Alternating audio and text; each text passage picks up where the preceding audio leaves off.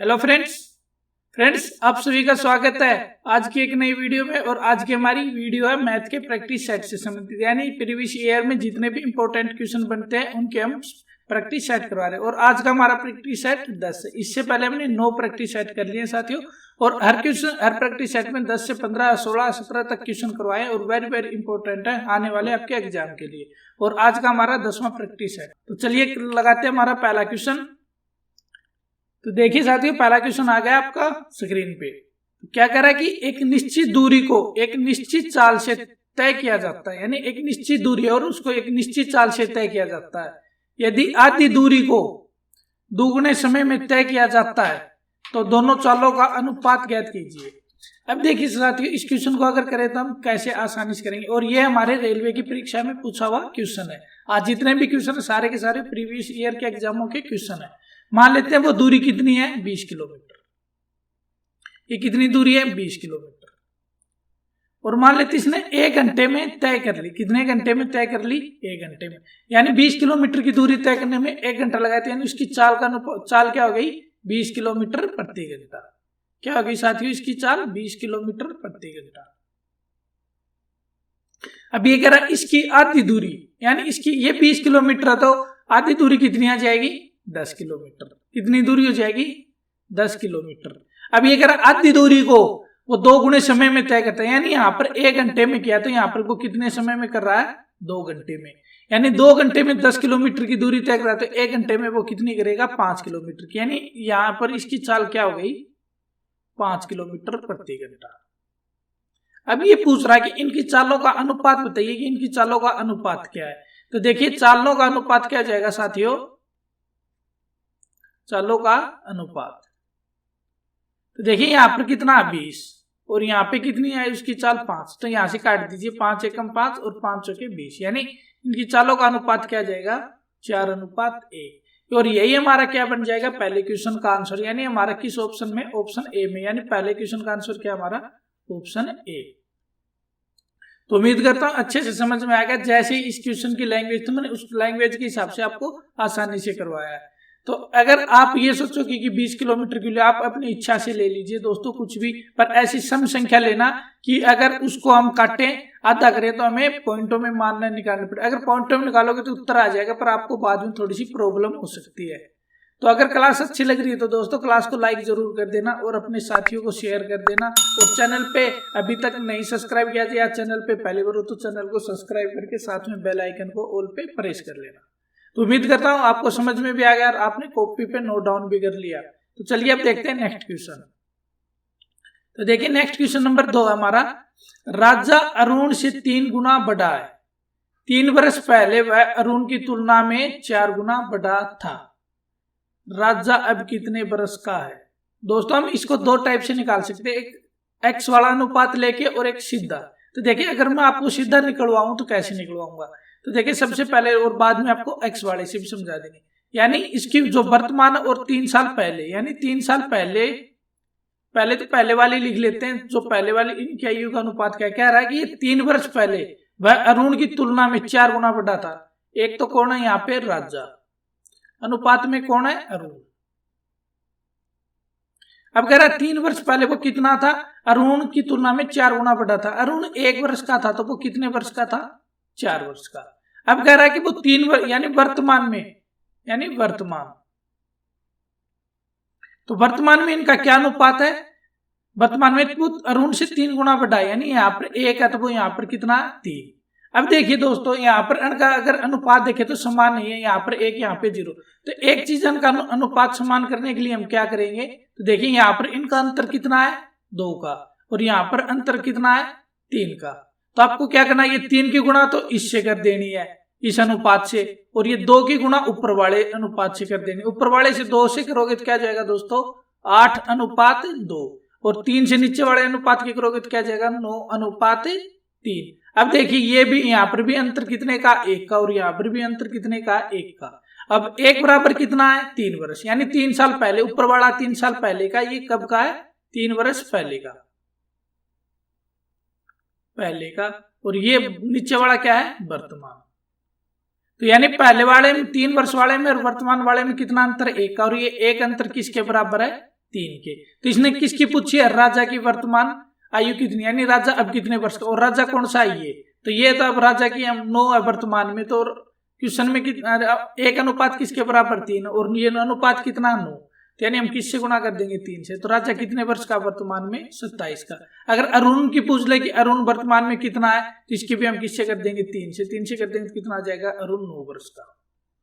और राजा कितने वर्ष का है, तो राजा 27 वर्ष का। तो राजा की पूछा, ये क्या हो जाएगा हमारा ऑप्शन डी। अगर x से निकालेंगे तो कैसे निकालेंगे, देखिए इनका वर्तमान अनुपात कितना है दोस्तों, इनका वर्तमान अनुपात है 3x और x। ये ऊपर वाली राजा और नीचे वाला कौन है, अरुण। ये 3 वर्ष पहले का रखा, तो 3 वर्ष पहले कहेगा तो जो इनकी वर्तमान आयु इसमें से क्या घट जाएगी, ये 3-3 वर्ष, और 3-3 वर्ष घटते ये कितने के थे, यानी वर्तमान से 3 वर्ष पहले इनकी आयु का अनुपात क्या था, 4:1। अब इनकी क्रॉस मल्टीप्लाई करोगे तो क्या जाएगा, देखिए करेंगे तो यानी 3x - 3, और इसकी ऐसे गुणा करेंगे साथियों ऐसे, यानी 1 की तो हमने कर दी, अब 4 से करेंगे तो क्या जाएगा, बराबर में 4x माइनस में 12। x को इस साइड ले जाएंगे और इस 12 को इस साइड लेंगे तो ये 12 किसका बच जाएगा, यानी यहाँ पर होके 12 प्लस का हो जाएगा और 3 घटेगा तो 9, और ये इस साइड जाएगा तो 4x में से 3x घट जाएगा तो क्या जाएगा x, यानी x बराबर क्या है 9, x बराबर 9 है। और यहाँ पर क्या है, ये तो किसकी है, राजा की, किसकी साथियों, ये राजा की, और ये किसकी है, अरुण की। तो यहाँ पर 3x है, तो हमने क्या थी 3x मानी थी वर्तमान, और x बराबर 9 है, तो यानी 3 गुणा 9 भी कितना हो जाएगा 27। इस तरह से भी आप निकाल सकते हो, या आप इस तरह से भी निकाल सकते हो, जोन सा भी अच्छा लगे, दोनों के दोनों आप कॉपी पे नोट डाउन कर ले, जोन सा भी अच्छा लगे। अगर ये तरीका आपको समझ में आता अनुपात बराबर करने का, तो ये सबसे बेस्ट तरीका साथियों। इसमें आपको थोड़ा टाइम लगता है, इसमें 1% भी टाइम नहीं लगने वाला, 10 सेकंड के अंदर क्वेश्चन को आप सोल्व कर दोगे। उम्मीद करता हूं अच्छे से समझ में आ रहा है। अगर कोई भी प्रॉब्लम होती है साथियों तो कमेंट बॉक्स में जरूर बताएं, हमें भी पता चले कि हमारी वीडियो में प्रॉब्लम क्या चल रही है। जब तक आप कमेंट करके नहीं बताओगे इतने हमें क्या पता चलेगा कि हमारी वीडियो में क्या प्रॉब्लम है। तो चलिए अब करते हैं क्वेश्चन नंबर 3। अब देखिए क्वेश्चन नंबर 3 में क्या कह रहा है, ए बी को 25% लाभ पर 300 रुपए में माल बेचता है। अब ये कह रहा है कि बी इसे 10% आने पर सी को बेचता है। इस पूरे सौदे में सी का क्रय मूल्य ए के क्रय मूल्य के कितने प्रतिशत के बराबर है। तो देखिए दोस्तों, अब ये जो यहाँ पर ये 300 दिया, इसका हमारे से कोई संबंध नहीं है हमारे आंसर से, ये सिर्फ आपको कंफ्यूज करने के लिए दे रखा है। इसने क्या पूछा कि जो सी का क्रय मूल्य है वो ए के क्रय मूल्य से कितने प्रतिशत के बराबर है। ये भी नहीं पूछा कि कितने प्रतिशत अधिक है या कम है, यानी जो मूल्य आएगा वो ए से ज्यादा या कम है। कम होगा तो देखिए मैं इसको आपको आसानी से समझा देता हूँ। इस क्वेश्चन में क्या रामायण है, मान लेते हैं ए का क्रय मूल्य कितना है 100 रुपए। कितना साथियों 100 रुपए। आप सोचोगे 100 क्यों माना, 100 मैंने इसलिए माना है कि जो भी सी का आएगा क्या तो वो 100 से ज्यादा आएगा या 100 से कम आएगा। ज्यादा आएगा तो वो उतना ही प्रतिशत अधिक होगा, यानी ए का अगर मान लेते हैं वो 150 आ जाता है तो वो ए का कितना प्रतिशत है 150%। अगर कम आएगा जैसे 90 आ गया तो वो ए का कितना है 90%। इस तरह से मैंने इसलिए क्या माना 100। अब ये ए है, ये 25% लाभ पर बी को बेच देता है, यानी बी को कितने पर बेच दिया इसने 25% लाभ पर। तो हमने क्या किया 125/100। अब ये तो आ गया बी का क्रय मूल्य। अब किसको बेच रहा है बी 10% आने पर सी को बेच रहा है। किसको बेच रहा है ये सी को, तो गुणा किससे कर देते हैं हम, यानी 10% आनी, यानी 100 में से 10 घटा दो कितने हो गए 90 में क्या कर दो 100। अब देखिए ये कट रहे हैं, उनको काट लीजिए, यानी 100 से तो क्या कट गया हमारा 100 कट गया, और 25 चौके 100 और 25 5 कितने होते साथियों 125। 2 से काट दो इसको और 2 से इसको काट दो 45, और 45 5 कितने होते हैं इनकी गुणा करोगे तो 5 5 25 और 20 और 2 22 बटे में 2। अब इनको काटोगे तो क्या जाएगा साथियों 11, और आगे 5 बच गए 2 यानी 0.5। कितना आ गया उसका सी का क्रय मूल्य, सी का क्रय मूल्य कितना आ गया 125, और ए का क्रय मूल्य कितना था, ए का कितना था 100, और सी का कितना आ गया, सी का आ गया हमारा 112.5। अगर ये पूछता कितना अधिक है तो देखिए 100 से कितना अधिक है 12.5, तो उत्तर क्या हो जाता 12.5% अधिक है। इसने क्या पूछा, इसने पूछा सी का जो क्रय मूल्य है, जो सी का क्रय मूल्य है वो देखिए ए से ए का कितना, ये 100 है तो ये 112, तो यानी क्या आंसर हो जाएगा हमारा 112.5%। कितना वो 112.5%। इसीलिए मैंने ए का क्रय मूल्य क्या माना था 100 रुपए की, क्योंकि हमारा सीधा आंसर आ जाता। अगर आप 300 लेके चलते तो साथियों जो भी आंसर आता वो 300 का निकालना पड़ता, इसलिए हमने जो 300 रुपए दिए थे इसके साथ हमने कोई भी छेड़खानी नहीं की। इस तरह से आपको अगर ऐसा क्वेश्चन या इससे मिलता जुलता क्वेश्चन आता है तो पहले क्वेश्चन को अच्छे से सावधानी से पढ़ना है, पढ़ने के बाद फिर देखना कि जो 300 रुपए दिया इसका कोई मतलब है या नहीं। अगर मतलब नहीं है तो हमें छेड़ना नहीं है। तो देखिए इस क्वेश्चन का आंसर किस ऑप्शन में है, ऑप्शन है सी में, यानी इस क्वेश्चन का हमारा राइट आंसर क्या हो गया, ऑप्शन सी। इस तरह से भी साथियों आपको निकालना है, तो जल्दी से नोट डाउन कर लें। अगर क्या तो आप स्क्रीनशॉट भी ले सकते हैं, वीडियो को पॉज करके भी आप आसानी से उतार सकते हैं। तो चलिए अब करते हैं क्वेश्चन नंबर 4, नहीं तो वीडियो बहुत लंबी हो जाएगी। 15+ क्वेश्चन है आज की हमारी क्लास में। तो देखिए अब आगे हमारा क्वेश्चन आगे दिया हमारा त्रिकोणमिति से। त्रिकोणमिति वाला क्वेश्चन अगर नहीं आता तो साथियों ध्यान से देख लेना और इसको कॉपी पे नोट डाउन कर लेना। रेलवे की परीक्षा का पूछा हुआ ये क्वेश्चन है और एसएससी भी जरूर पूछती है ऐसे क्वेश्चन। अगर आप एसएससी या रेलवे की तैयारी कर रहे हो तो आपके लिए बहुत इंपॉर्टेंट है। तो देखिए इसने क्या दिया कि 1 - cos स्क्वायर, ये क्या है दोस्तों, थीटा है। क्या ये थीटा, ये 0 लिख रखा है, ये क्या है थीटा है यहाँ पे।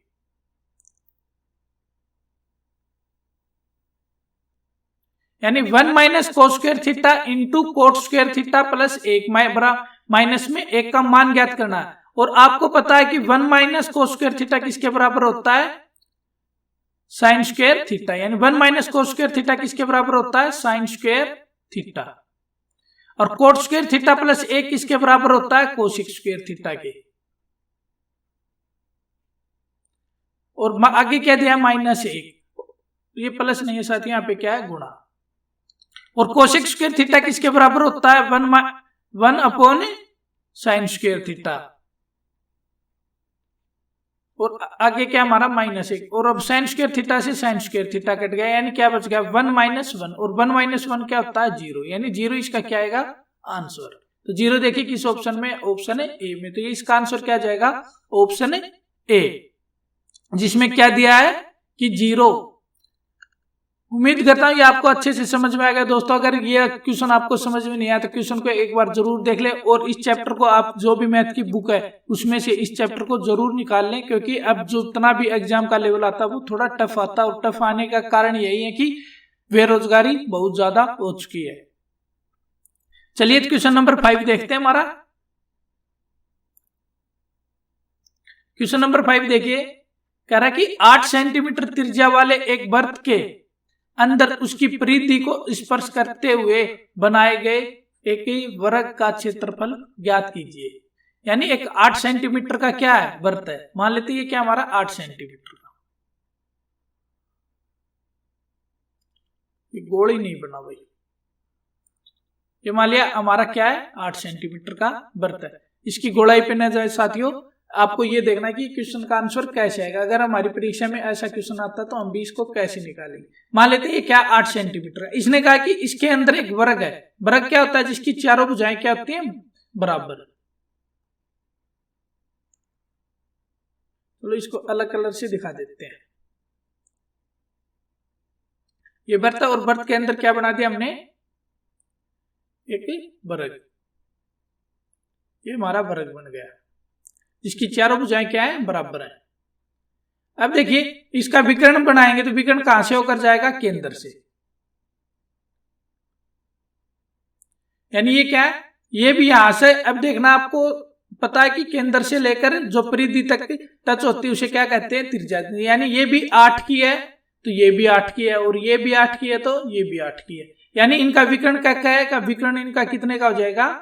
और वर्ग के विकर्ण क्या होते हैं, दोनों बराबर होते हैं। और विकर्ण की लंबाई कितनी हो गई 16 सेंटीमीटर। अब ये पूछ रहा है कि वर्ग का क्षेत्रफल ज्ञात कीजिए। वर्ग का क्षेत्रफल क्या होता है दोस्तों, वर्ग का क्षेत्रफल होता है, आपको पता होगा, अगर नहीं पता तो आप जरूर नोट डाउन कर ले। वर्ग का क्षेत्रफल होता है एक तो भुजा गुणा भुजा। देखिए हमारे पास भुजा तो भुजा की लंबाई नहीं दी है। और दूसरा क्या होता है 1/2 गुणा विकर्ण गुणा में विकर्ण। तो विकर्ण तो हमारे पास है तो हम कौन सा सूत्र लगा देंगे, विकर्ण बड़ा। तो क्या जाएगा 1/2 गुणा में विकर्ण कितने हैं 16 गुणा में 16, और 2 से इसको काटते हैं तो कितना आ जाएगा 8 और 16 8 कितने होते हैं 128, और ये किस में आएगा सेंटीमीटर स्क्वायर में। यानी इस क्वेश्चन का हमारा यानी वृत्त का क्षेत्रफल कितना आ जाएगा 128 सेंटीमीटर। तो वृत्त के जो ये दोनों फॉर्मूले हैं साथी, दोनों के दोनों आपको अच्छे से ध्यान में रखने। एक तो ये भुजा गुणा भुजा होता है और दूसरा क्या होता है 1/2 विकर्ण गुणा विकर्ण, और एक ही उसमें भी होता है किसमें जो हमारा वो आता ना आयत, आयत में भी ये होता, आयत में भी ये सूत्र लग जाता है। तो चलिए उम्मीद करता हूं आपको अच्छे से समझ में आएगा। और ये 128 सेंटीमीटर स्क्वायर किस ऑप्शन में, ऑप्शन है सी में, यानी इसका हमारा राइट आंसर क्या है ऑप्शन है सी। जल्दी से नोट डाउन कर लें, फिर लगाते हैं नेक्स्ट क्वेश्चन को। देखिए फिर हमारा नेक्स्ट क्वेश्चन क्या है, क्वेश्चन नंबर 6 आ गया आपकी डिस्प्ले पे। अब देखिए 6 के क्वेश्चन में हमसे क्या पूछ रहा है, 6 के क्वेश्चन में पूछ रहा है यदि x + y = 11 है तो -1 की पावर x प्लस में -1 की पावर y के बराबर है। यानी बताना कि हमें किसके बराबर, और आगे एक हमें दिया कि जहां x और y पूर्ण संख्या है। पूर्ण संख्या बताई इसने क्या है, x और y एक पूर्ण संख्या है। तो आपको ये पता देखिए दोनों x + y का मान क्या है 20, क्या है x + y का मान क्या है 20, और क्या आगे क्या दिया x और y पूर्ण संख्या, ये पॉइंट वाली संख्या नहीं हो सकती है, क्या पूर्ण संख्या। और पूर्ण संख्या आपको पता है कि कोई भी संख्या विषम है और अगर उनका हमें पूर्णांक लेना है तो एक सम आएगा और क्या आएगा विषम। तो देखिए कैसे आएगा ये, जैसे 1 + 10 भी ले सकते हो, 1 + 10 क्या हो सकता है 11, दूसरा क्या ले सकते हो आप 2 + 9 तो क्या आएगा 11, तीसरा आप 3 + 8 भी ले सकते हो तो भी क्या आएगा 11, 4 + 7 भी ले सकते हो तो भी क्या आएगा 11, और 5 + 6 भी ले सकते हो तो भी क्या आएगा 11। तो देखिए यहाँ पे एक क्या है विषम और 10 क्या है सम है। यहाँ पर देखिए 2 सम है और 9 विषम। कौन से में भी देख लीजिए दोस्तों, एक सम है और एक क्या है विषम। तो यानी x का मान कुछ भी रख लो, y का मान उसके जस्ट अगला वाला ही रखना। तो देखिए क्या दिया इसने कि -1 की पावर x प्लस में -1 की पावर y, इसका मान बताना ये किसके बराबर है। तो आप इनमें से कोई भी ऑप्शन रख लेना दोस्तों, कोई सा भी। आप 1 रखोगे तो y का मान 10 रखना पड़ेगा, अगर x का 2 रखोगे तो y का क्या रखना पड़ेगा 9। तो चलिए मैं कौन सा भी, आप कौन सा भी रख लेना, मैं ऊपर वाला ही रख लेता हूँ। क्या रख लेता हूँ यही। तो -1 की पावर क्या होता है 1, प्लस में y का मान क्या है 10, -1 की पावर 10। अब देखिए ऊपर ये पावर क्या है विषम है, तो विषम है तो रिजल्ट किस में आएगा माइनस, अंदर है तो माइनस का ही। और अब देखिए ऊपर रिजल्ट घात किसकी है सम की, -1 की घात अगर सम है तो परिणाम किस में आएगा प्लस में, तो यानी क्या जाएगा -1 + 1। अब देखिए -1 + 1 तो इनको कैंसिल कर, इनको जोड़ेंगे तो क्या जाएगा 0, और 0 ही क्या जाएगा हमारा आंसर। यानी ये किसके बराबर है, ये 0 के बराबर। तो 0 किस ऑप्शन में, ऑप्शन ए में, यानी क्या हो जाएगा हमारा आंसर ऑप्शन ए। उम्मीद करता हूं साथियों अच्छे से समझ में आ रहा है आपको। एक छोटा छोटा कंसेप्ट अच्छे से समझा रहा हूं। अगर फिर भी कोई प्रॉब्लम आती है तो कमेंट बॉक्स में जरूर बताना। अगर वैसे भी नहीं आया तो स्क्रीनशॉट लेकर डिस्क्रिप्शन बॉक्स में हमारे व्हाट्सएप नंबर दिए हैं, वहां पर आप व्हाट्सएप नंबर पे जरूर शेयर कर सकते हो। फिर हम उसी नंबर पे आपको इसका अच्छे से और सोल्यूशन निकाल के जरूर भेज देंगे। तो चलिए अब करते हैं क्वेश्चन नंबर 7 को। अब देखिए क्वेश्चन नंबर 7 में क्या दिया है। क्वेश्चन नंबर 7 में दिया है कि a गुणा b यानी कोई दो संख्याओं का गुणा किसके बराबर दिया, a + b प्लस में a गुणा b का अंडररूट। तो देखिए इस क्वेश्चन में हमसे क्या पूछ रहा है 4 × 9 का मान ज्ञात कीजिए। उम्मीद करता हूं आप भी इस क्वेश्चन को आसानी से निकाल सकते हो। तो यानी इसने क्या कहा कि a की जगह तो हम क्या रख लेते हैं 4, a की जगह क्या रख लेते हैं हम 4 × 9 यानी a की जगह ये a है और ये क्या है b। तो ये ऊपर वाला सेम टू सेम लगा लीजिए दोस्तों। यानी a की जगह क्या लिख दो 4, b की जगह क्या रख दो 9, आगे प्लस अंडररूट में हमें क्या लिखना 4 × 9, क्या लिखना 4 × 9। अब देखिए इनको सोल्व करेंगे तो ये क्या हो जाएगा 4 और 9 कितने होते हैं 13, प्लस में ये कितने होते हैं 36, और 36 किसका वर्गमूल होता है 6 का, यानी 13 प्लस में 6, और 13 + 6 कितना होता है 19, और ये 19 ही किया जाएगा हमारा आंसर। यानी 4x9 का मान कितना है 19, क्या जाएगा हमारा मान 19। तो 19 देखिए किस ऑप्शन में है, 19 हमारे ऑप्शन है डी में नजर आ रहा है। तो डी हमारा क्या हो जाएगा इस क्वेश्चन का राइट आंसर।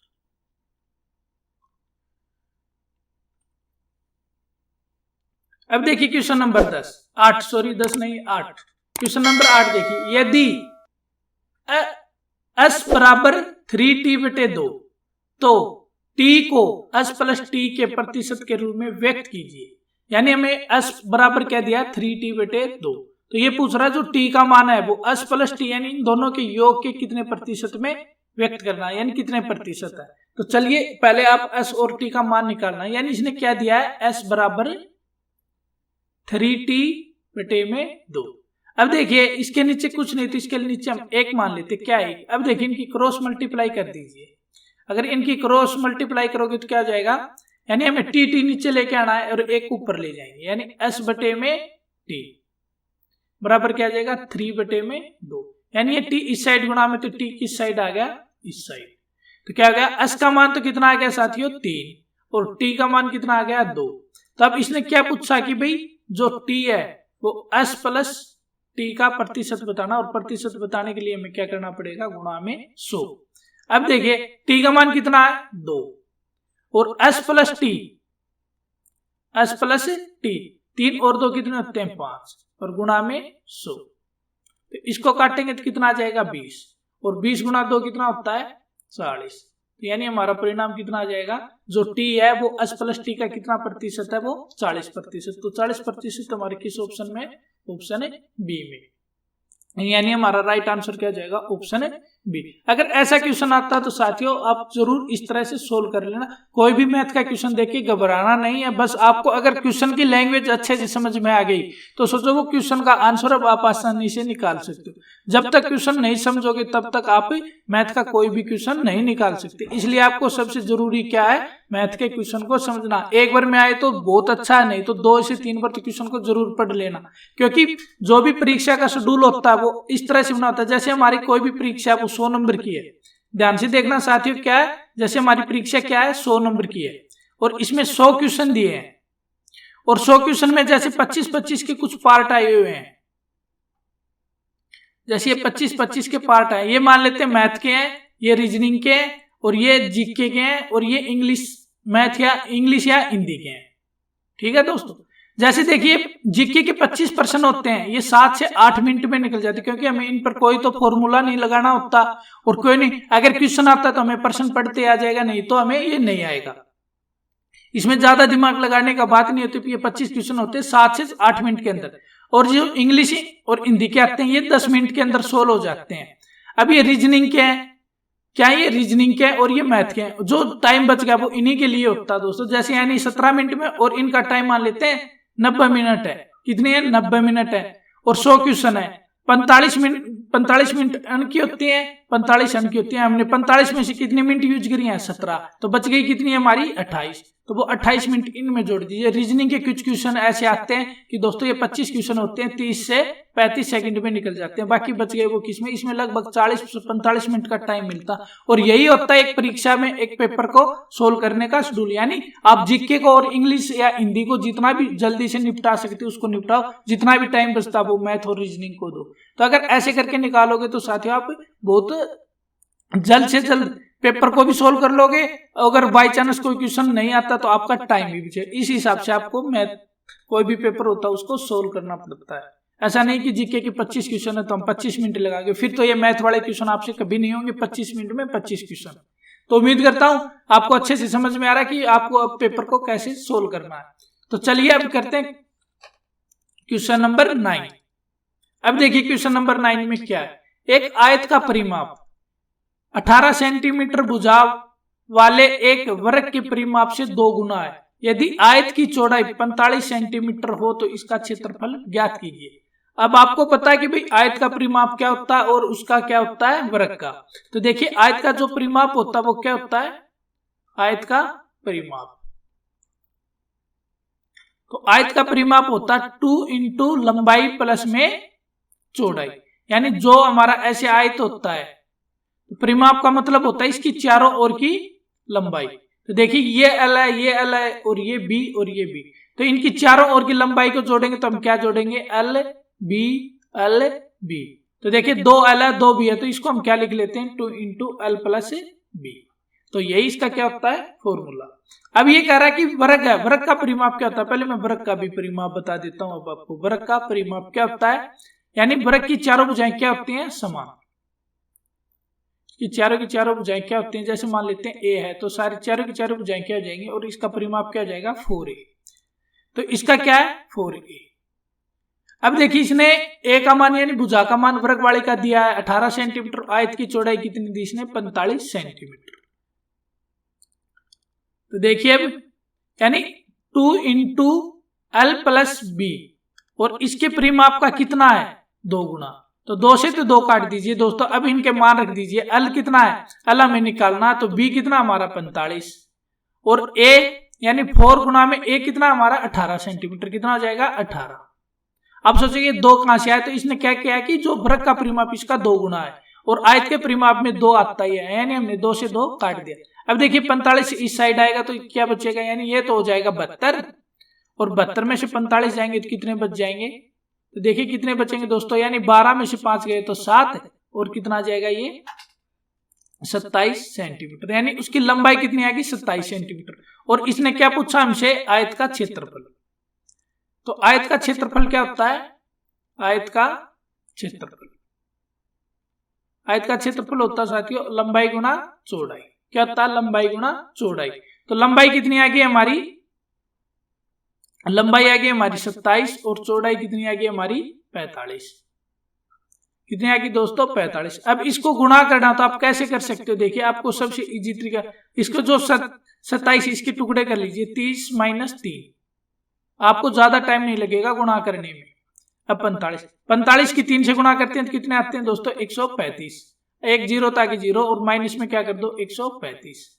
अब इसको सोल्व करोगे तो यानी 1350 में से 135 घटा कितने बचेंगे 1215 और यही इसका क्या आएगा क्षेत्रफल, यानी उसका कितना क्षेत्रफल आ जाएगा 1215 सेंटीमीटर स्क्वायर। और 1215 सेंटीमीटर स्क्वायर देखिए किस ऑप्शन में, ऑप्शन है डी में। तो यानी हमारा राइट आंसर क्या जाएगा ऑप्शन है डी। उम्मीद करता हूं आपको भी इतना क्वेश्चन तो इसका नहीं पूरा नहीं तो आपको 50% तो क्वेश्चन जरूर आपको इसका निकालना आता होगा। अगर दोस्तों अगर आपने ऐसे क्वेश्चन पहले नहीं निकाले तो क्वेश्चनों को जरूर नोट डाउन कर ले और क्वेश्चन को जितने भी क्वेश्चन मैं करवाता हूं एक वीडियो में उनसे रिलेटिव जितने भी क्वेश्चन होते हैं उन क्वेश्चनों को आप जरूर प्रैक्टिस कर लें। जब तक खुद प्रैक्टिस नहीं करोगे इतना आपका मैथ स्ट्रॉन्ग नहीं होगा। वीडियो देखने से एकला कभी भी मैथ स्ट्रॉन्ग नहीं बने, जब तक खुद से आपकी कॉपी को काली नहीं करोगे पेन से इतना आपका मैथ स्ट्रॉन्ग नहीं होगा। मैथ की जितनी प्रैक्टिस करोगे साथियों उतना ही जल्दी आपका मैथ स्ट्रॉन्ग होगा। तो चलिए करते हैं आज का क्लास का 10वां क्वेश्चन। तो देखिए 10वें क्वेश्चन में क्या दिया है, संख्या 3 6 7 5 1 4 9 में 5 का स्थानीय और अंकित मान के बीच अंतर ज्ञात कीजिए। तो देखिए दोस्तों गणित का सबसे इजी सवाल होता है स्थानीय मान का निकालना या स्थानीय मान और अंकित मान का हमें अंतर निकालना सबसे इजी होता है। इनका योग भी पूछ लेता और इनका अंतर भी पूछ लेता, कुछ क्वेश्चनों में स्थानीय मान भी पूछ लेता। पूरे के पूरे गणित का सबसे इजी सवाल होता है, इससे इजी सवाल कोई नहीं होता गणित में। तो देखिए जैसे इसने क्या पूछा भाई इनका स्थानीय मान और अंकित मान। अंकित मान तो वो होता है जो खुद होता है, यानी ये क्या जिसको हम बोलते हैं वही क्या होता है उसका अंकित मान। और स्थानीय मान क्या होता है, स्थानीय मान वो होता है वो किसके स्थान पे बैठा है। तो देखिए जैसे इसने क्या दिया है कि 3 6 7 5 1 4 9 ये क्या हमारी संख्या। अब इसने 5 का जिक्र किया है, किसका जिक्र किया है दोस्तों क्वेश्चन में 5 का। तो अब देखिए ये हमारा 5 है, 5 का अंकित मान तो क्या होता है, अंकित तो मान होता है 5 और स्थानीय मान क्या, तो 5 के आगे जितने भी अंक है उतनी जीरो लगा दो, यानी ये 5 आगे कितने अंक है 3 तो 1 2 3 और ये क्या इसका स्थानीय मान, स्थानीय मान। और इसने पूछा क्या इनका अंतर, यानी क्या पूछा स्थानीय मान, स्थानीय मान माइनस में अंकित मान, अंकित मान। अंकित मान को क्या बोलते हैं फेस वैल्यू भी बोलते हैं, क्या बोलते हैं साथियों फेस वैल्यू, यानी जातीय मान, जातीय मान भी बोलते हैं इसको, अंकित मान भी बोलते हैं और इंग्लिश में क्या बोलते हैं इसको फेसिए वैल्यू। अब देखिए हमारा स्थानीय मान कितना आया 5000, तो 5000 लिखो पहले, यानी 5000 माइनस में 5, अगर 5000 में से 5 गए तो कितने आएंगे 4995 और यही क्या हो जाएगा हमारा आंसर। यानी कितना आ जाएगा हमारा आंसर 4995। और तो 4995 देखिए किस ऑप्शन में, तो ये हमारा ऑप्शन है सी में। तो क्या जाएगा इस क्वेश्चन का आंसर हमारा ऑप्शन है सी। सबसे इजी सवाल होते हैं साथियों ये स्थानीय मान और जातीय मान वाले।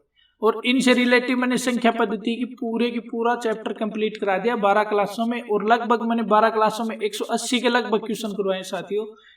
अगर आपने नहीं देखा तो डिस्क्रिप्शन में से प्लेलिस्ट से आप जरूर देख सकते हैं। हमारे जो भी टाइप के क्वेश्चन बनते हैं संख्या पद्धति से, पहली क्लास अगर आपने देख ली तो सोच लीजिए कि आपका जो नंबर सिस्टम है ये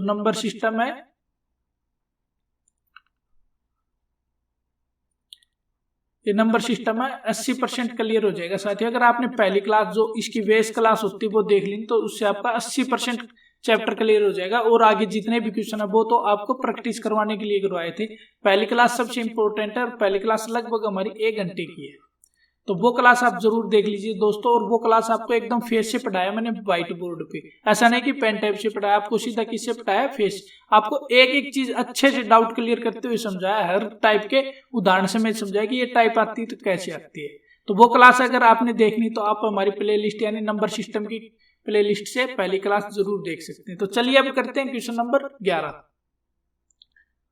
अब देखिए क्वेश्चन नंबर 11।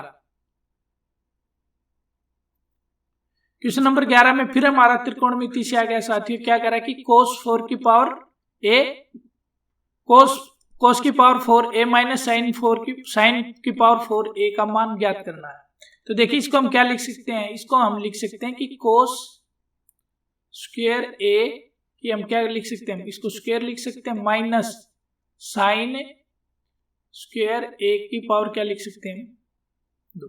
अब देखिए किस फॉर्मूले में बन गया कि a square minus B square. और a square minus B square आपको पता है क्या होता है, a plus B into A minus B. अब इस फॉर्मूले में इसको आप यूज कर लो तो देखिए आपका कितना आसानी से इसका आंसर आ जाएगा। यानी कोस ए की जगह क्या हमारा कोस स्क्वायर ए और ये इसकी जगह क्या हमारा बी। तब देखिए हम इस फॉर्मूले में इनको रखते हैं तो क्या जाएगा, यानी कोस स्क्वायर ए प्लस में कोस स्क्वायर बोल रहा हूं साइन स्क्वायर ए। आगे क्या हमारा ए माइनस बी, यानी ए की जगह हमने क्या लिखा कोस स्क्वायर ए माइनस में साइन स्क्वायर ए। अब देखिए कोस स्क्वायर ए प्लस साइन स्क्वायर ए ये किसके बराबर होता है साथियों, ये होता है 1 के बराबर। ये किसके बराबर होता है 1 के बराबर। आगे क्या दिया है, आगे दिया कोस स्क्वायर ए माइनस साइन स्क्वायर को हम किस में चेंज कर लेंगे, साइन स्क्वायर को चेंज कर लेंगे 1 माइनस कोस स्क्वायर ए। अब देखिए ए का इसका तो सिस्टम खत्म, आगे क्या लिख देंगे हम, तो यानी कोस स्क्वायर ए माइनस 1 और ये माइनस माइनस क्या जाएगा प्लस कोस स्क्वायर ए। अब देखिए क्या बन जाएगा, ये हमारा बन गया कि 2 कोस स्क्वायर ए माइनस ए। और ये किसके बराबर होता है साथियों, ये किसके बराबर होता है 2 कोस स्क्वायर ए माइनस ए। ये किसके बराबर होता है कोस 2a के, इसके बराबर होता है ये कोस 2a के बराबर। तो देखिए कोस 2a किस ऑप्शन में, ऑप्शन है बी में। तो यानी इसका आंसर क्या जाएगा हमारा ऑप्शन है बी।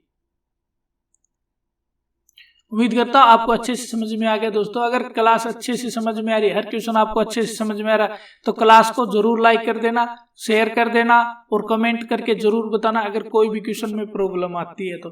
और चैनल को सब्सक्राइब नहीं किया तो सब्सक्राइब कर लेना, साथ में बेल आइकन को ऑल पे प्रेस कर लेना। तो चलिए क्वेश्चन नंबर 12 देखिए कि क्वेश्चन नंबर 12 में क्या है। एक चोर 400 किलोमीटर दूर स्थित एक शहर की ओर 60 किलोमीटर प्रति घंटा की चाल से कार चलाते हुए भागता है। यानी वो 60 किलोमीटर प्रति घंटा की जिस स्पीड से कार चलती है उसको लेकर भाग गए। अब देखिए सिर्फ 30 मिनट के बाद पुलिस 80 किलोमीटर प्रति घंटा की चाल से पीछा करना शुरू करती है। पुलिस को कितनी देर बाद में पता चला है कि पुलिस को पता चला आध घंटे बाद। और ये कह रहा है कि आध घंटे बाद पुलिस अपनी गाड़ी निकालती है और अपनी गाड़ी में 80 किलोमीटर प्रति घंटा की चाल से पीछा करती है। अब देखिए क्या कह रहा है कि आगे चोर के पकड़े जाने तक पुलिस द्वारा तय की गई दूरी कितनी है। यानी हमें क्या बताना कि जो चोर जहां पर था वहां तक जो पुलिस की गाड़ी थी उसने कितने किलोमीटर की दूरी तय कर दी थी। तो बस यही बताना दोस्तों, इस 400 का कोई भी रोल नहीं है, ये 400 सिर्फ आपको घुमाने के लिए दिया है। तो देखिए इसको कैसे निकालेंगे, यानी जो चोर है वो 60 किलोमीटर प्रति घंटा की चाल से चलता है, यानी वो 1 घंटे में कितनी दूरी तय करता है, 60 किलोमीटर। चाल का मतलब यही होता है दोस्तों, 1 घंटे में जितनी दूरी तय की जाती है उसे क्या बोलते हैं, चाल। अब देखिए वो अगर 1 घंटे में 60 किलोमीटर गया तो वो 30 मिनट में, यानी 30 मिनट भी बोल सकते हैं, इसको हाफ आवर भी बोल सकते हैं, यानी आधा घंटा। तो वो 30 मिनट में कितनी दूरी तय कर लेगा, 1 घंटे में वो 60 कर रहा है तो वो 30 किलोमीटर। कितनी कर लेगा, 30 किलोमीटर। अब देखिए ये मान लेते हैं 30 किलोमीटर की दूरी है, ये इस साइड जा रहा है, ये चाल किसकी है, 60 किलोमीटर प्रति घंटे वाले की। और अब यहां से कौन चला है, पुलिस भी इसके पीछे चलेगी इसी दिशा में, और इसकी चाल क्या है, 80 किलोमीटर प्रति घंटा। यानी मतलब कहने का क्या है कि ये 30 किलोमीटर की दूरी पुलिस ने कवर करनी है। कितनी करनी है, 30 किलोमीटर की दूरी। पर ये देखिए जैसे ये चलेगा तो चोर भी तो आगे भाग रहा है, यानी उनके बीच की दूरी तो 30 ही थी, यानी 400 से में कोई मतलब नहीं है। ये बीच की जो दूरी है ये कितनी है, 30 किलोमीटर। इस 30 किलोमीटर की चाल को जब भी तो पुलिस पकड़ेगी, यानी चोर की गाड़ी से तेज चलेगी। तो चोर की गाड़ी से पुलिस तेज चल रही है, चोर की 60 चल रही है, तो पुलिस की कितनी चल रही है, 80। तो यानी आपका ये क्वेश्चन वही बन गया जो ट्रेन वाला, समान दिशा में 2 गाड़ियां चल रही हैं तो दोनों की चाल क्या हो जाएगी, अंतर हो जाएगा। यानी दोनों के बीच की दूरी को हम क्या कर देते हैं, इनकी चालों का अंतर करके भाग दे देते हैं। तो यानी दोनों के बीच की दूरी कितनी है हमारी, 30 किलोमीटर। और चालों का अंतर कितना हो जाएगा, यानी 80 माइनस में 60, तो क्या जाएगा, यानी 30 बटे में 20। और इसको काटेंगे तो क्या कट गया, 3/2, यानी 3/2 घंटे में वो क्या कर लेगा, पकड़ लेगा। कौन पकड़ लेगा, पुलिस वाला। अब देखिए वो 3/2 घंटे में पकड़ लेगा, और पुलिस 1 घंटे में कितनी दूरी चल रही है, 80 किलोमीटर। यानी 1 घंटे बराबर कितनी दूरी तय करती है वो, 80 किलोमीटर। तो 3/2 घंटे में कितनी दूरी तय कर लेगा साथियों, यानी 80 गुणा में 3/2, और 3/2 से 80 को काटते हैं 40, और कितना आ जाएगा, 120 किलोमीटर। कितना आ जाएगा, 120 किलोमीटर। यानी वो कितनी दूरी तय कर लेगा पुलिस वाला अपनी गाड़ी से, 120 किलोमीटर की दूरी। अगर वो आध घंटे बाद 80 की स्पीड पर चोर के पीछे भागता है। देखिए मैं 400 का कोई कहीं काम आया नहीं आया, तो क्यों नहीं आया, क्योंकि ये ऐसे क्वेश्चन बनाते हैं जिससे स्टूडेंट कहीं ना कहीं घूम फिर जाए और वो क्वेश्चन को गलत कर दे। तो हमने अच्छे से क्वेश्चन पढ़ा पहले, और हमने सोचा कि 400 का तो कोई रोल ही नहीं है। क्या था, हमें पता चल गया था कि 1 घंटे में वो 60 करता, तो 30 मिनट में कितनी कर लेगा, वो 30 किलोमीटर दूरी। अब 30 किलोमीटर की जैसे उसने दूरी की तो पुलिस भी पीछे उसके भाग ली, और बाकी स्पीड से ली वो 80 की स्पीड से। चोर 60 से भाग रहा था, पुलिस कैसे चल पड़ी, 80 से। अब हमें पता था कि 30 किलोमीटर की दूरी तय करनी है, उन दोनों की चाल का अंतर करके हमने 30 से भाग दे दिया। तो चलिए अब देखते हैं नेक्स्ट क्वेश्चन। अब देखिए नेक्स्ट क्वेश्चन आ गया हमारा स्क्रीन पे, और नेक्स्ट क्वेश्चन क्या है हमारा 13। तो देखिए कह रहा है कि एक 6 टाइपिस्ट, एक नहीं 6 टाइपिस्ट 16 दिनों में दिए गए एक डेटा को टाइप कर सकते हैं। भाई 6 टाइपिस्ट हैं, ठीक है, वो कोई डाटा टाइपिस्ट करते हैं, वो 16 दिन लगाते हैं किसी को टाइपिस्ट करने में। अब ये कह रहा है कि जो 4 टाइपिस्ट हैं उसी काम को, यानी जो 4 टाइपिस्ट हैं उसी काम को करने में कितने दिन लगाएंगे। बस यही बताना, ये MDH वाले सूत्र से बन गया, यानी कौन से समय और कार्य से। तो देखिए इसको कैसे निकालेंगे, यानी जो 6 टाइपिस्ट हैं वो 16 दिन में कोई कार्य करते हैं, ठीक है दोस्तों। इसी कार्य को 4 टाइपिस्ट कितने दिनों में करेंगे, यानी हम मान लिया x दिनों में करेंगे। तब 4 से इसको लाएंगे तो क्या हो जाएगा, x बराबर यानी 6 गुणा में 16 बटे में 4 गुणा में तो भाग में 4 से 4 कट गया, तो यानी क्या गया, 4 से 4 नहीं 16, 4 से 16 कट गया तो क्या गया 4, और 6 चौके कितने होते हैं 24, और x हमने क्या माना, दिन। तो कितने दिनों में वो 4 टाइपिस्ट उसी कार्य को टाइप कर देंगे, 24 दिन में, जो किस ऑप्शन में, ऑप्शन है बी। तो यानी हमारा आंसर क्या जाएगा, ऑप्शन है बी। जल्दी से नोट डाउन करें साथियों, फिर लगाते हैं आज का क्लास का क्वेश्चन नंबर 14।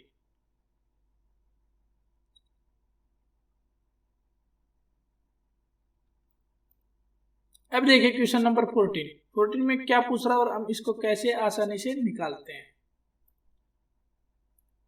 अब देखिए क्वेश्चन नंबर 14 में क्या है कि 3 पुरुषों ने 14 महीने 8 महीने और 7 महीने की साझेदारी में एक व्यवसाय का प्रवेश किया, यानी कोई भी 3 कैंडिडेट है भाई, एक 14 महीने कार्य कर रहा है, एक 8 महीने कर रहा है और एक 7 महीने कार्य करके कोई भी कारोबार इन्होंने शुरू किया। यदि उनके लाभ का अनुपात 5:7:8 है तो उनके निवेश का अनुपात क्या है। अब हमें धन बताना, वो धन का क्या अनुपात है। इसने समय दे दिया, क्या दे दिया साथियों, इन्होंने समय दे दिया। जैसे ये 3 कैंडिडेट हैं, ए, बी और सी, 3 कैंडिडेट हैं और इनका समय कितना है, 14 महीने, 8 महीने और 7 महीने। देखिए नहीं कट रहे, तो नहीं कट रहे हैं तो ऐसे का ऐसा रहने दो। अब इन्होंने, ये तो क्या था, समय, क्या था साथियों, ये तो समय, और नीचे क्या दिया है, लाभ। लाभ का भी अनुपात है, इसने किस अनुपात में दिया, 5:7:8 और 8:8। अब हमें ये व्यवसाय का यानी धन का, यानी निवेश यानी धन का अनुपात पूछ रहा है, तो धन निकालने के लिए हम क्या करेंगे, समय का और लाभ का क्या कर देंगे, गुणा कर देंगे। समय का और लाभ का गुणा करेंगे तो क्या जाएगा, 14×5 = 70 अनुपात में 8×7=56 अनुपात में 56। अब देखिए कट रहे हैं किसी ना किसी से, किससे कट रहे हैं, सारे के सारे 14 से कट रहे हैं, सारे के सारे किससे कट रहे हैं दोस्तों, ये 14 से, यानी 14×5=70, 14 चौके 56, 14 चौके 56, यानी जो निवेश का था, जो धन का था अनुपात, वो कितना था, 5:4:4। तो देखिए किसमें है, 5:4:4, तो ये हमारे ऑप्शन है, किसमें है, ये हमारे ऑप्शन है ए में। तो ऑप्शन ए में हमारे इस क्वेश्चन का क्या जाएगा, आंसर। तो जल्दी से इसको नोट डाउन कर लें। चलिए फिर देखते हैं नेक्स्ट क्वेश्चन को, और नेक्स्ट क्वेश्चन में क्या हमसे पूछता है।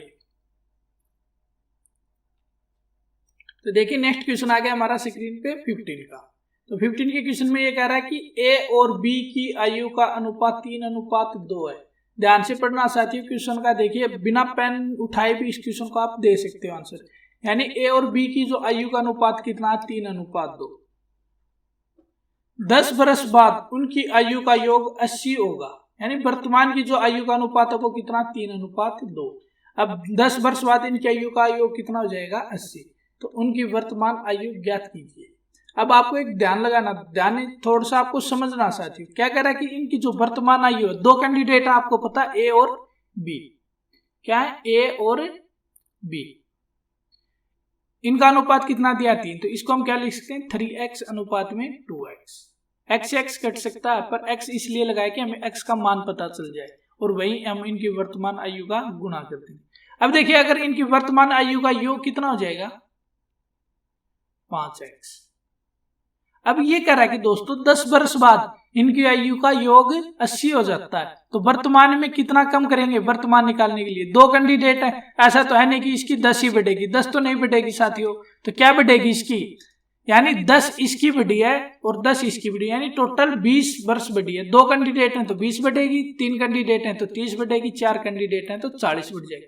यानी वर्तमान में कितनी होगी, जब वो 10 वर्ष बाद उनकी 80 होगी। यानी वर्तमान में अगर उनकी 60 वर्ष है, जो देखो 10 वर्ष बाद कितनी दी इनकी, 10 वर्ष बाद 80 दी है, तो 10 वर्ष पहले इनकी आयु क्या थी, 60 वर्ष। कितनी थी, 60 वर्ष। तो अब देखिए 5x बराबर कितना है, 60। तो x का मान आप यहां से निकाल सकते हो। तो 12×5=60, यानी x बराबर क्या आ गया, 12। x बराबर 12 आ गया तो आप यहाँ रख दीजिए, यानी 3 × 12, और यहाँ पर रखोगे तो क्या जाएगा, 2 × 12। ये तो कितना हो जाएगा, 36, और ये कितना हो जाएगा, 24। अगर इसने 10 वर्ष बाद में देखी, पहले तो इसकी वर्तमान आयु तो देखिए दोस्तों कितनी हो गई, 60। अगर 10 वर्ष बाद, यानी 10 वर्ष बाद इसकी कितनी हो जाएगी, आप ये भी देख लीजिए, 10 वर्ष बाद इनकी 80 होती है, ये तो हो गई 40, और ये कितनी हो गई, 34, और 36 और 34 कितनी हो जाएगी, 80। यानी ये सही है दोस्तों। आपको इसको अनुपात समानुपात इस तरीके से भी निकाल सकते हो, और आप इसको एक अलग तरीके से भी निकाल सकते हो, जो मैंने पीछे करवाया था। तो ये था आज की क्लास का हमारा 15वां क्वेश्चन। आगे देखते हैं क्वेश्चन नंबर 16। अब देखिए क्वेश्चन नंबर 16। क्वेश्चन नंबर 16 में ये पूछ रहा है कि एक ट्रेन 36 सेकंड में एक प्लेटफॉर्म को पार करती है। भाई एक प्लेटफॉर्म है और उसको 36 सेकंड में पार करती है, और प्लेटफॉर्म पर खड़े एक व्यक्ति को 20 सेकंड में पार करती है।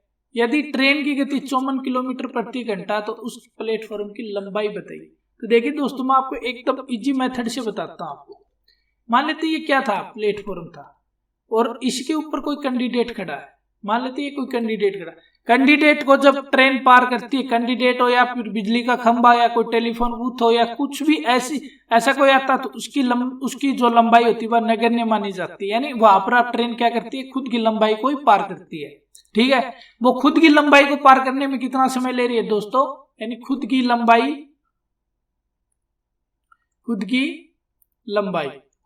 पार करने में कितना समय ले रही है, वो 20 सेकेंड। पर खुद की लंबाई में हम किसकी जोड़ दें, प्लेटफॉर्म की, यानी खुद की लंबाई प्लस में प्लेटफॉर्म।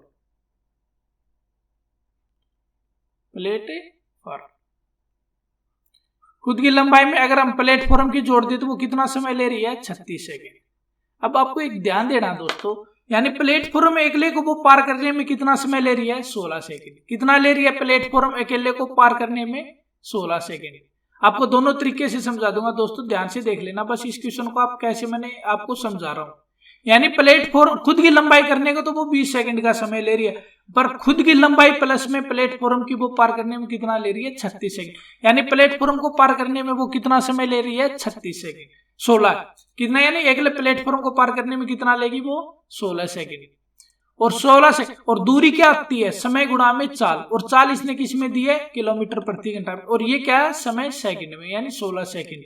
अब इसको मैं अगर चाल से गुणा कर देता हूं तो देखिए चाल किस में, इसकी चाल किलोमीटर प्रति घंटा, और किलोमीटर प्रति घंटा को अगर मीटर पर सेकंड में बनाना तो हमें किससे गुणा करना पड़ेगा, 5/18 से। अगर दोस्तों ट्रेन से संबंधित अगर आपको क्वेश्चनों में प्रॉब्लम होती है तो ट्रेन वाला चैप्टर मैंने पूरा करवा दिया है, जो आपको निःशुल्क देखने को मिलेगा, और सारे की सारी क्लासों में इतने अच्छे इंपॉर्टेंट क्वेश्चन करवाएं कि दोस्तों अगर आपने वो सारी की सारी क्लासें देख ली तो आपको 1% भी ट्रेन वाले चैप्टर में दिक्कत नहीं होगी। अगर वो देखनी तो दोस्तों आप हमारे चैनल की प्ले लिस्ट से टाइम ट्रेन वाला चैप्टर जरूर देख सकते हैं। तो देखिए अब इस क्वेश्चन को आगे करते हैं। तो यानी यहाँ से अब करेंगे 18 तीय कितने होते हैं दोस्तों, 18 तीय 54, यानी 16 गुणा में 15, और ये सेकंड से सेकंड आ जाएगा, और ये क्या हमारी मीटर में, तो सेकंड से तो सेकंड भी कट जाएगा। 16 गुणा में 15, और 16 गुणा 15 कितने होते हैं दोस्तों, 15 6 90, 15 और 9 कितने होते हैं, 40, यानी 240 मीटर। यानी वो प्लेटफॉर्म कितना था, 240 मीटर। एक तो आप ऐसे निकाल सकते हो अगर प्रैक्टिस अच्छी कर रखी है। अब देखिए अगर इसको दूसरे मेथड से निकालते हैं तो अब हम इसको दूसरे मेथड से कैसे निकालेंगे। अब आपको पता है कि दोस्तों दूरी बटे समय क्या होता है, चाल होती है, और चाल हमें दे रखी है तो हम क्या कर लेते हैं, एक बार प्लेटफॉर्म की और इसकी मान लेते हैं, यानी प्लेटफॉर्म को x मान लेते हैं और ट्रेन की क्या मान लेते हैं, ट्रेन की चाल क्या हो जाएगी ना, ट्रेन की लंबाई को y मान लेते हैं, और दोनों की चाल को, दोनों की दूरी को कितने समय में पार कर रही है, वो 36 में, और बराबर में वो खुद की लंबाई को पार कितने में कर रही है, उसी चाल से करेगी 20 से। तो आप यहाँ से x और y का अनुपात भी करके निकाल सकते हो। तो देखिए यहाँ से काटते हैं तो ये कितना आ जाएगा, 5, और ये आ जाएगा 9। अब इसको गुणा करते हैं, यानी 5x प्लस में 5y बराबर 9y। तो ये देखिए 5x बराबर क्या जाएगा, 4y। ठीक है दोस्तों, अब आपको पता है कि वो खुद की लंबाई को पार करने में वो कितना समय ले रही है, 20 सेकेंड। और देखिए किसी की लंबाई अगर हमें निकालनी है तो कैसे निकालेंगे, देखिए यानी लंबाई बराबर क्या होता है, यानी दूरी बराबर क्या होता है, समय गुणा में चाल। अब यहां से देखिए समय गुणा में, समय कितना ले रही वो खुद को पार करने में, 20 सेकंड का, और चाल किलोमीटर प्रति घंटा में, तो इसको हम किस में चेंज कर लेते हैं, इसको हम चेंज कर लेते हैं मीटर पर सेकंड में। मीटर पर सेकंड में करने के लिए हम क्या करेंगे, 5/18 से गुणा करेंगे, इसको काट देंगे तो कितना आ जाएगा, 3, और 15 गुणा 20 कितने होते हैं दोस्तों, 300। कितना होता है 15 गुणा 20, 300। और 300 हमने किसकी x तो मानी थी हमने, किसकी, प्लेटफॉर्म की, और y किसकी मानी थी हमने, y मानी थी हमने ट्रेन की, और ट्रेन की जो लंबाई उसकी जगह y की जगह क्या रख दो आप, 300, यानी 5x बराबर में 4 गुणा में 300। अब ये देखिए ये कट जाएगा 300 यानी 60, तो x बराबर क्या जाएगा, 6 चौके 24 यानी 240 मीटर। प्लेटफॉर्म की क्या जाएगी दोस्तों, 240 मीटर। आप इस तरीके से भी निकाल सकते हो, आप इस तरीके से। सबसे शॉर्ट में ये मेथड सही रहेगा आपको, और अगर आप वेस्ट से निकालोगे तो आपको थोड़ा टाइम लग जाएगा 1 से 1.5 मिनट का, अगर आपकी स्पीड अच्छी है और कैलकुलेशन करने में आप थोड़ा फास्ट हो। तो उम्मीद करता हूँ ये आपको अच्छे से समझ में आ गया कि हमने ये कैसे इसको निकाला है। आप इस तरीके से भी निकाल सकते हो और आप इस तरीके से, आपको बेस्ट रहेगा कि आपको पता है कि भाई वो खुद की लंबाई को तो 20 सेकंड में कर रही है, अगर उसको प्लेटफॉर्म की जोड़ दें तो उसको 16 सेकंड और लेती है, यानी प्लेटफॉर्म को वो 16 सेकंड में कर रही है और किस गति से कर रही है, वो 54 किलोमीटर प्रति घंटा। 54 गुणा में 16 कर लेंगे और 54 को अगर किलोमीटर प्रति घंटा में, तो इसको हम किस में कन्वर्ट कर लेंगे, मीटर। तो आप यहाँ से आप सीधा निकाल सकते हो कि कैसे इसका आंसर आ जाए। उम्मीद करता हूँ आपको अच्छे से समझ में आएगा दोस्तों, दोनों से अगर हम निकालते हैं तो कैसे निकालते हैं। तो दोस्तों ये थे आज की क्लास के हमारे 16 क्वेश्चन। उम्मीद करता हूँ 16 के 16 क्वेश्चन आपको अच्छे से समझ में आए। फिर भी कोई क्वेश्चन समझ में नहीं आता तो कमेंट करके जरूर बताएं। अगर किसी तरह की वीडियो में प्रॉब्लम है तो भी कमेंट करके जरूर बताएं। और दोस्तों क्लास अच्छी लगी, अच्छा कुछ सीखने को मिला तो क्लास को लाइक कर देना, शेयर कर देना और कमेंट तो जरूर से जरूर करना।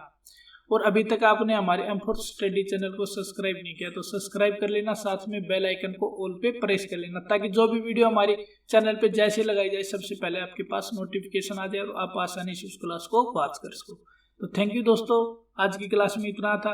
आते हैं नेक्स्ट क्लास में अच्छे मैथ के क्वेश्चनों के साथ। इतने अच्छे से पढ़ते रहिए और अच्छे से तैयारी करते रहिए। Thanks for watching this video.